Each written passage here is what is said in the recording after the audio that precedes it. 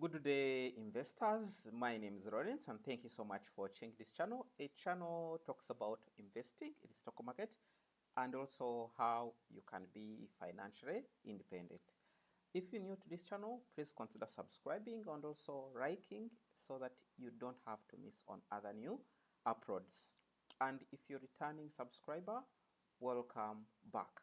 Today I'm going now to be talking about something that is a bit advanced to the new biz. However, it's necessary to know about this topic because it will be introducing you to the real stock market if you already made your decision.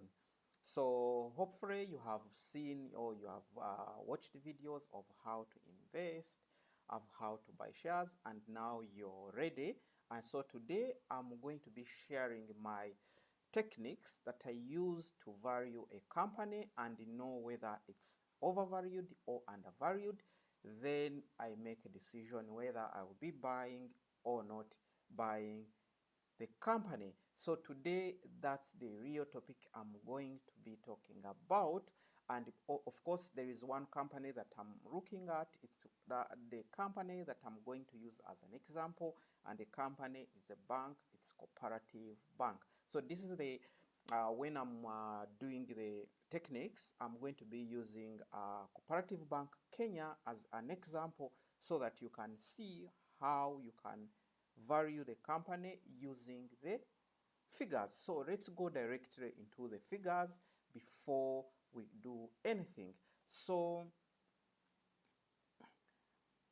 I titled the topic as how to know a company is under or overvalued. So when a company is undervalued, that's when you go into the company and start buying it. When it's overvalued, definitely you don't have to buy it or you have to wait. And if you have that company, you have bought it already, you can sell some of it and also um, and sell some of it and buy the undervalued company, or sometimes you leave it because it doesn't mean that because it is overvalued, it doesn't mean the price cannot go up, because sometimes companies are overvalued when the investors are expecting more growth and more dividends. So when those things are being expected, definitely the company will be overvalued and will keep going up. So I just said different investors use different approaches to determine whether the company is undervalued or overvalued. So just know this is not the only way of valuing companies. Some people will just look at the price when it goes down and they buy, which is dangerous.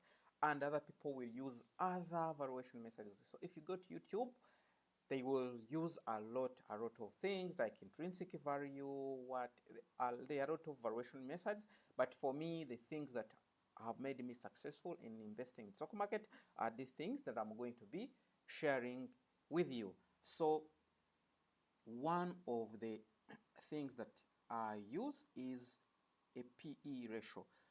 So when I'm going to buy, definitely it has to be having a low PE. What is a PE? It's price to earnings. So it says price to earnings ratio is a ratio that for valuing a company that measures its current price relative to its earnings per share. So it goes on and says a high PE ratio could mean that the company's stock is overvalued, or else investors are expecting high growth rates in future. So I don't know if you're following the USA stock markets. Most of like tech companies, they are overvalued. Actually their PE, they go up to 60, they go up to 50. So it means completely overvalued because they expect the company to grow, and if you see in their growth, they're always 30 percentage, 20 percentage, not related to like in East Africa where companies maximum they grow at 20%, 10%, so their PE, they should be low. So that's what normally for me I consider 15, the figure of 15 to below to be a very good figure. Depending also, if you're using the PE, you should be comparing with other companies in the same industry. For example, if you for me, I'm using a Cooperative Bank as an example. we should be relating with other banks. What is the minimum or like the relative PE? So the banking industry at the moment, when I was checking, the average is about 9. So if it goes above 9, it means it should be expensive. So as I said, we are going to be going to use a cooperative example. So how do you know that a bank has a PE, a low PE or high PE? One is comparing with the other banks. And as I say, the banking industry at the moment, it has around 9. So it might have gone up because, you know, every day it goes up depending on the price. So we are going to compare current share price compared to its earnings per share. So definitely, let's go directly to the cooperative bank. So how to know the price? I already said here, cooperative bank current share price. Any company that you're using, you can just type in Google or in your search engine, if it is KCB, if it is Equity, you can just put Equity current bank price. So it says the current cooperative bank price is 17 as of 24th February. So I'm recording, of course, on 25th. So definitely nothing has changed much. So it's 17. So we are going to compare 17 with its last earnings per share, because if you use the last one, it will be giving you a wrong figure. So I always use the latest one. I love this market screener. It gives the correct. So this is the income statement for 2019 up to 2023. So let's go to 2023 earnings per share. So it's here. It said net EPS, that's earnings per share, which is 3.92. So we are comparing the price to earnings per share. So we shall say that's 17 divided by 3.92. So it gives you a PE of 4.3. So what does this 4.3 mean? Actually, 4.3 is extremely, would say extremely undervalued if you're using PE as a valuation method alone. But as I said, when you're valuing a company, you don't use only one metric. So according to this one metrics, it's extremely undervalued. By the way, how do you get even EPS? So earnings per share, you get definitely the net income divided by you divide by the shareholding. I mean the shares. So also, if you want to know the total shares, you just go to Cooperative Bank Kenya total shares definitely, and you go to Cooperative Bank shareholders profile. So it gives you around 5.8 billion. So when you get to around, yeah, definitely it's around 5.87 billion. So if you, for example, get the net income, if you get the net income of the company, let's go to the net income, which is around 23 billion, the last one, divided by 5.87 billion. What shall we get? So we shall get 23 billion divided by 5.87 billion. So it gives you 3.918. So when you round up, it will give you 3.92, which is the EPS, the earnings per share that we have. Basically, that's how you calculate the earnings per share. So earnings per share is also good to use, but normally they do call cooking books, so it's not always the best. But if the EPS is going up, definitely it's a very, very positive image. So you can see from 2019 up to 2013, the EPS has been going well. It has been going up, which is a very, very great way. So also you have to know how to calculate, of course, the EPS. So that's one aspect. We use PE. So our PE was 4.3, which shows that actually the company is undervalued. So let's go to number 2 ratio that I use to value a company. That is a high dividend. Basically, this one, you don't have to calculate it. It shows you the dividend strictly. So it says dividend refers to a reward or payment that a company gives its shareholders, mainly done annually or biannually. Dividend is very important in reinvesting to compound your income, and also it shows mature how company it is. So if the company it is giving you a dividend, definitely you know that the company is making profits, although some companies pay dividend when they are not making profits. If a company pays you dividend when it is not making profits, always run for your life. So how do you know that a dividend is very high? There are two. So we do use the dividend yield. So dividend yield basically is how you calculate dividend yield. You get the dividend divided by the share price. So that's how you know that because you want to get at least a 10% and above as a percentage of the dividend yield, so that you don't have to get low dividend. Because for example, the the option that I normally give is the money market fund. Money market funds are always giving 10 to 14 actually maximum. So if you're getting a dividend percentage of, for example, below 10, you're being cheated. I would rather invest in money market fund than a dividend, because if you're getting 10%, and you buy a company cheaply, it means that it will appreciate in value, so you can use dividend and also capital appreciation as a profit.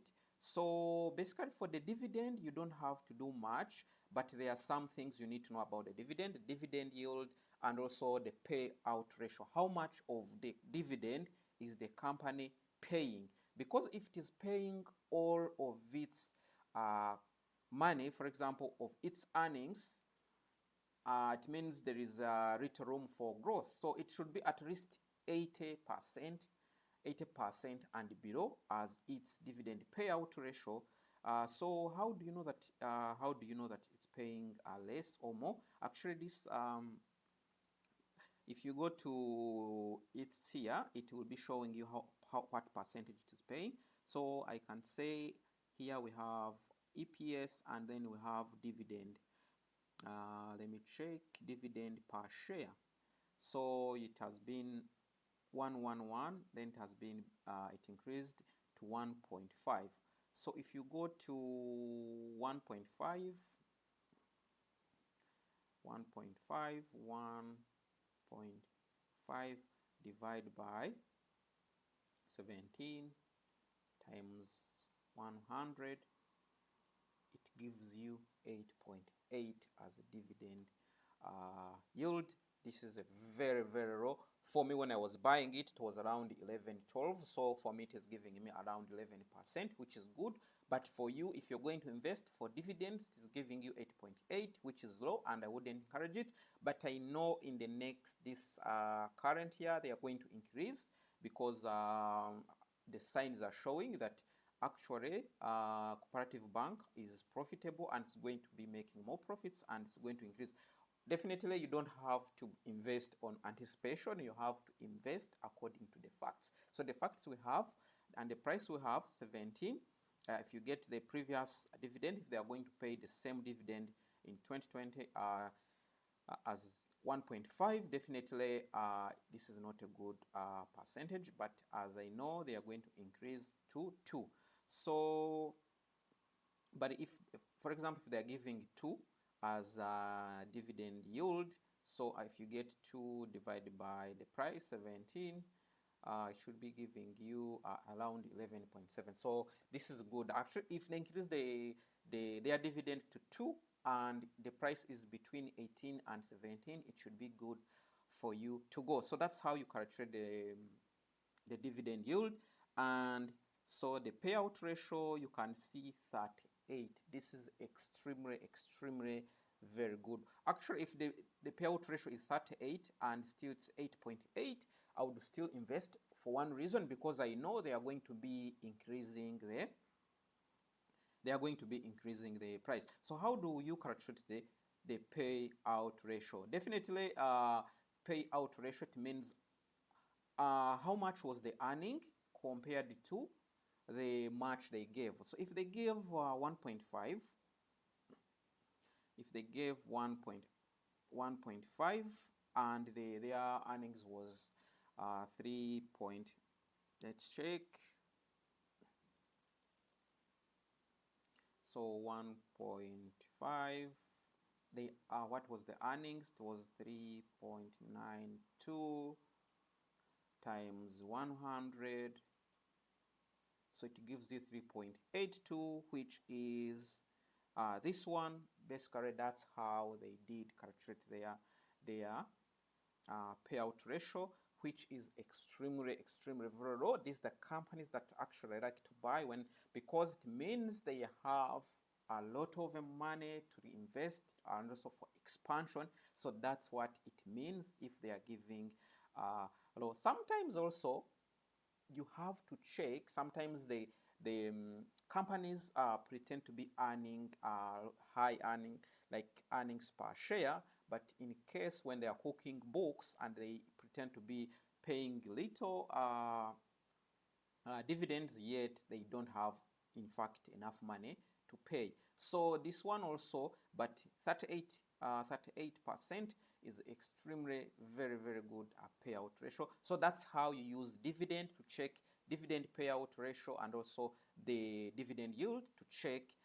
So for the dividend is 50-50 because it has a low payout ratio, and the dividend yield is almost coming to 10. I know they'll be increasing. This is a very also, it's also, we can say it's a positive thing. So let's go to another value. Actually, it's price to book. Price to book is a very also a very good metrics, especially if this one has cash.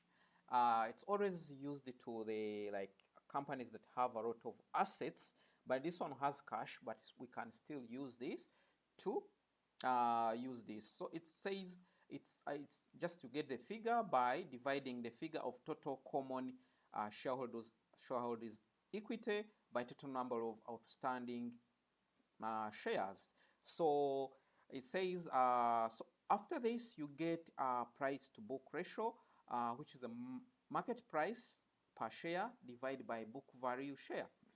So it says PB, which is a price to book ratio of 1, indicates that the market price of a share stock is exactly equal to. So if it is low, it means that's what they say, the stock is undervalued, and if it's over 1, it's overvalued. However, as I said, people, when they're anticipating high growth, it's always higher. So you have to know what is the growth rate of a company. But if it is lower than, for example, this is a banking sector, if it is lower than 1, definitely you have a reason to believe that it is undervalued. So how do you practically see on the balance sheet, on income statement, what we are saying? So you say total common shareholders equity and number of shareholders. So we saw the number of shares outstanding is around 5.87 billion shares, and shareholders equity, you get it from the balance sheet. So let's go directly to the balance sheet. This one we're using income statement, so we need to go to financials. I use market screener. You can use other valuation other source. So if you go to balance sheet, for balance sheet we are going directly to go to the equity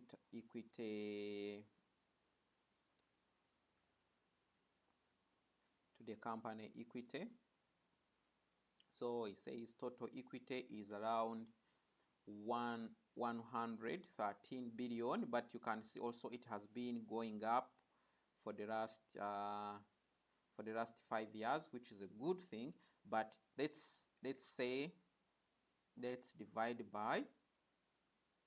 So when you're looking to price to book, you're checking how much the exact. It shows that how much it should be 17, but is it 17? If it is lower, it means the company is undervalued. So let's check. So we are saying let's divide 113 divide by 5.87 billion, which are the shares that we have. So we have 19. So it say, so if the book value of Cooperative Bank is supposed to be 19 Kenyan shillings per share, but what do we have as now trading? We have 17. So it means the company Cooperative Bank is undervalued by 2 shares. Is it good enough? Definitely no, because as I said, most of the accounting things, they always favor the companies. So 2 Kenyan shares per, 2 Kenyan shillings per share is not good enough, but because it is a cash company, definitely it's a good matrix. But as we said, so the book value, we got 19 Kenyan shillings. It means actually the company is undervalued by 2 Kenyan shillings.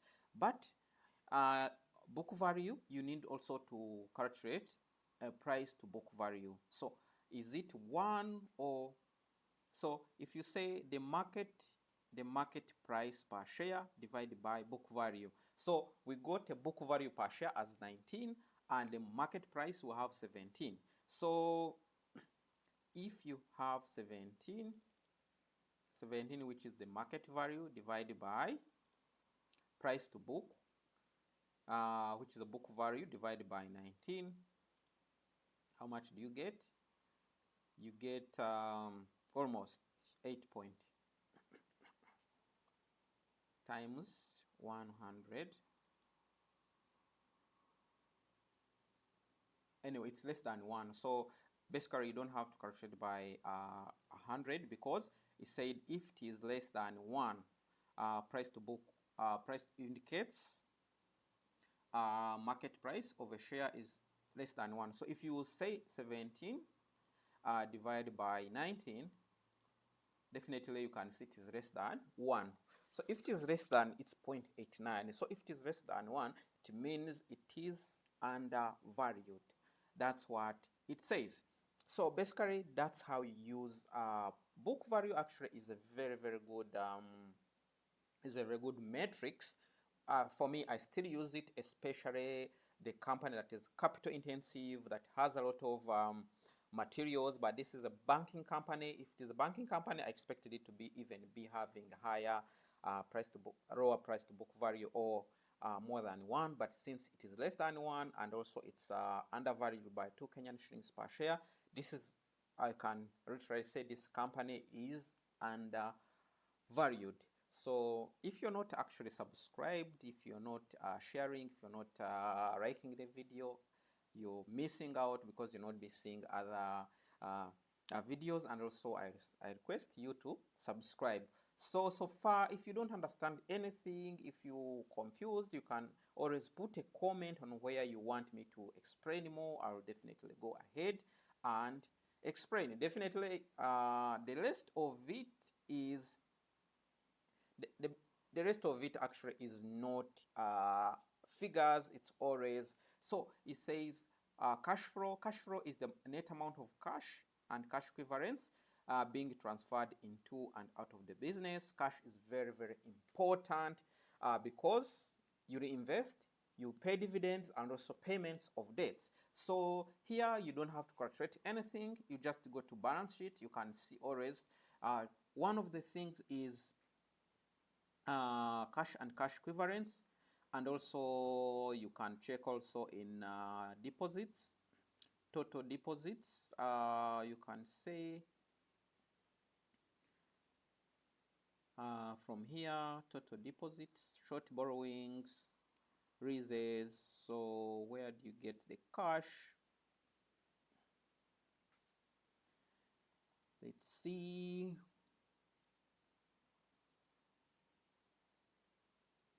At interests, tangible book value, you can see almost 18, the one we are talking about, tangible book value.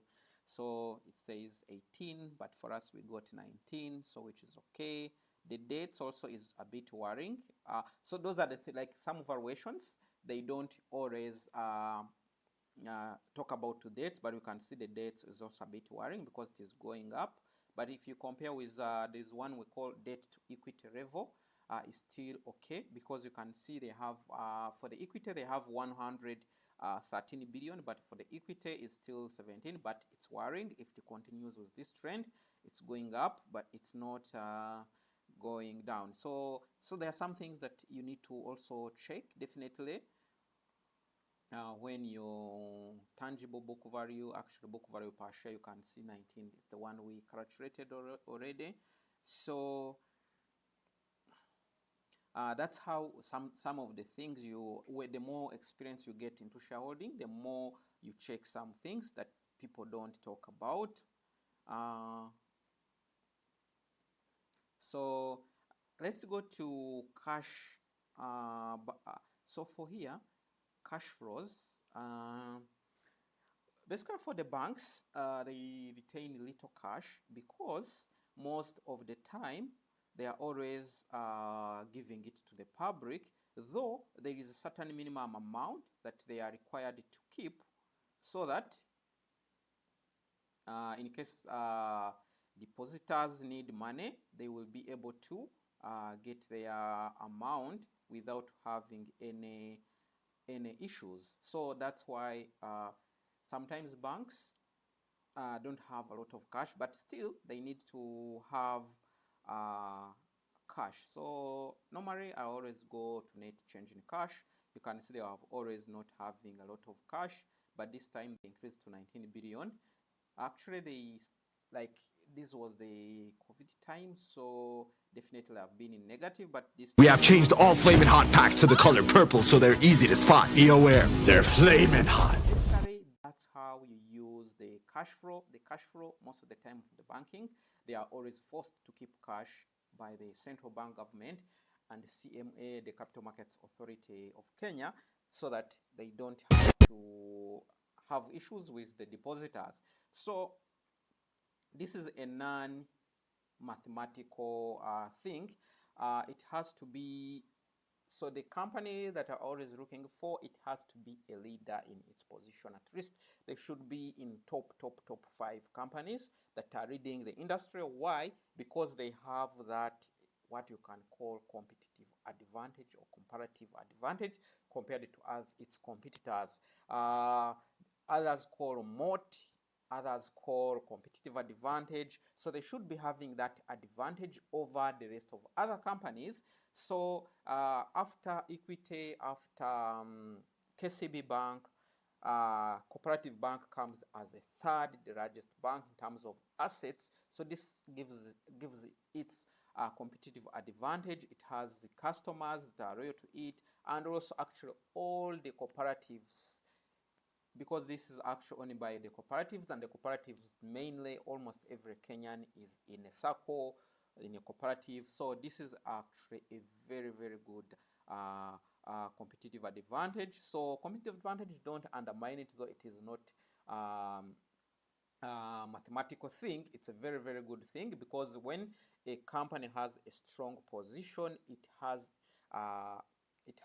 the advantage of its marketing, and also it doesn't spend much on marketing, and also it has the pricing power. It can increase price without necessarily losing the market or losing customers. So basically that's why a strong business position is very important when when I'm valuing a company, when I'm going for a company. For me, I don't go for the last or the lowest company. Those ones, most of the time, they are in growth stages, and mostly they don't pay dividends, and also they are in losses. So for me, I don't go for those companies. I go for the strongest companies that are in a very, very strong business position.